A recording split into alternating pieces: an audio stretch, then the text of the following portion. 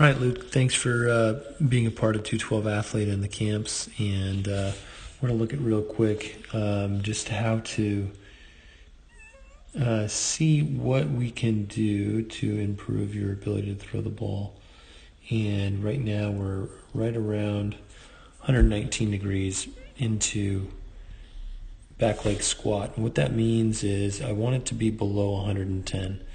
And so I want this butt to sit a little bit further down. And we're not talking about a lot. We're talking just a little bit. Even if I sat, let's see here, even if I sat to right around here, that's 103. So we're talking about 5-6 inches of leg squat.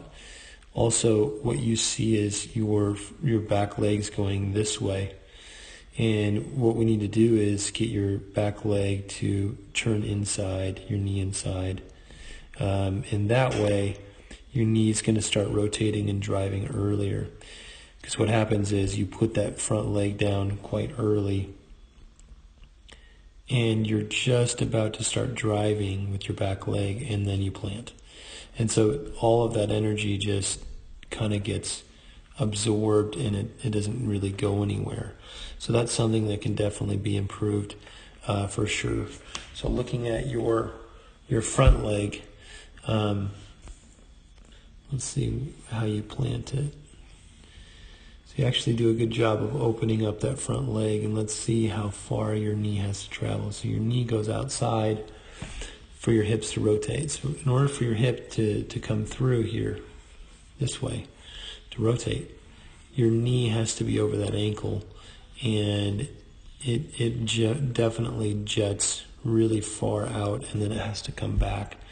So there's a lot of movement in that front knee, but I think a lot of it has to do with just not push. You're about to push, you want to go further, but that knee just goes down too early, and I think your front foot could go out quite a bit further out here. So if you can do that, then we're going to have some quick improvements. Extend that front leg and not have that knee move so much. So that external rotation out of that front knee is going to be huge for you to see that improvement in your hip rotation. So moving into the next phase, we're going to get into our back. At foot strike, you have a double angle, and the double angle is from knee to knee. And this is 89 degrees. I want it to be 110. So what that means is if you're really throwing the ball hard and throwing with your back leg, I want to see about 100 and right here. So if I was to extend this, that's where your foot would be. Your foot would have to be quite a bit further forward to there. So we're talking about another foot extension with your front leg. As you get into that,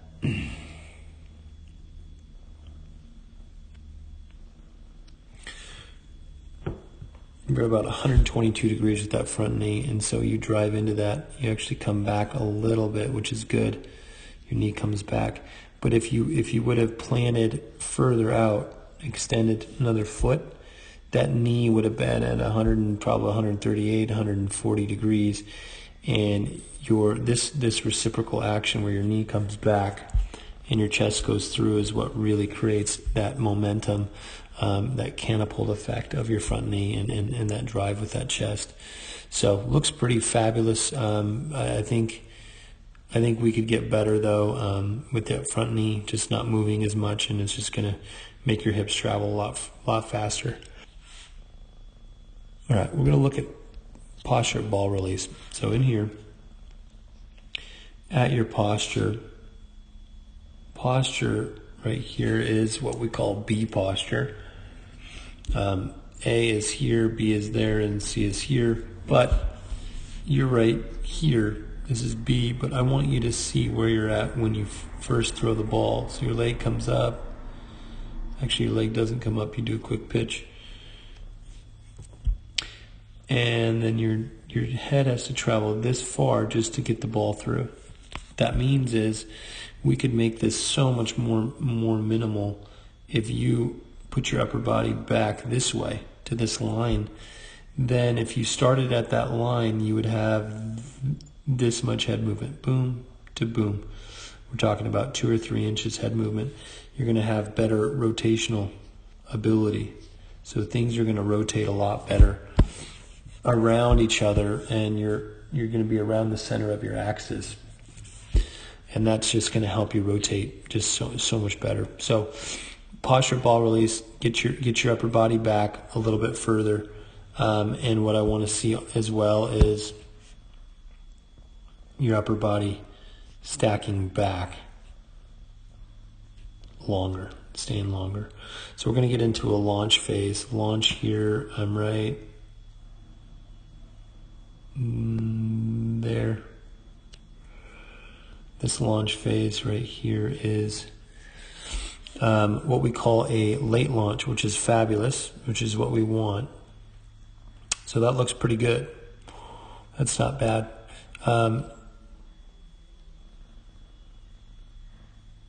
Looking into the stacking. So that knee, that back knee we talked about, getting inside and moving inside is going to be a huge help. Staying in and your upper body staying back longer. Stacking is something that you're gonna be able to load and squat and be out of that backside so much better, and to be able to drive that ball with your body instead of your arm. It's just going to set up so much easier. So stacking is definitely something I want you to work on. You should have access to that online for $16 a month. Have full access and be able to work through all that.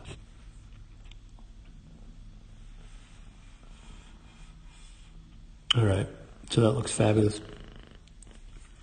So we're going to look at your front glove now. Front glove is going to pinch, and you'll notice where it's pinching down. And if you're rotational, your arm's here, your front glove needs to be up a little bit, needs to be off of this. We need to be on line. So because it drops underneath the line, we're not going to be able to rotate as well. So I'd like to see a better push to get this way. And if you can do that, you're going to have a huge improvement in rotational velocity and force. That's going to help you rotate. It's called positive disconnection. So that should be a huge help to you. So moving into the high elbow, we're going to measure off of your shoulders. Right now, I don't think you have a high elbow. Everything looks pretty together. Actually, it looks like your shoulder blades are pinched on your back shoulder, and then everything kind of drives through. That's what we want to see, but I'd like you to drive through even further into release point. We'll talk about that in the next few slides. But yeah, so no issue with the high elbow. Going to get into chest extension here. This back hip right here. Back. You're at 41 degrees. I'd like to see you at about 40, maybe 50 degrees. I'd like to see you continue to rotate your chest through and finish across your body. You kind of stop there. I want to continue to rotate and finish across your body so that the majority of your weight is going this direction, and you can see where your weight goes. Your weight actually comes back and it goes this way, which I want you to come through and then go this way. So chest extension. Last thing that I want to talk about is your hand fly out. So this is something that I want you to look at. So if your arm lays back, let's look at lay back right there. That lays back pretty well. I'm going to take a cross section of your elbow off your shoulder, and let's see where it goes. Your arm goes outside of it, not too far, but because you rotate into it, your thumb pronates in it, and it pronates inside. Your elbow stays bent. That's what we want. But I'd like to reduce it to right around here. What that's going to do is just continue to be able to push the wrist in. The faster path is going to be going forward, not to the side. So if I'm going away from my body, I'm actually losing energy, and I'm also putting stress on my arm. So that's, the forearm flat is something definitely I want you to work on. Thanks for tuning in. Thanks for being a part of 212 Athlete, and I'm looking forward to coming up there again.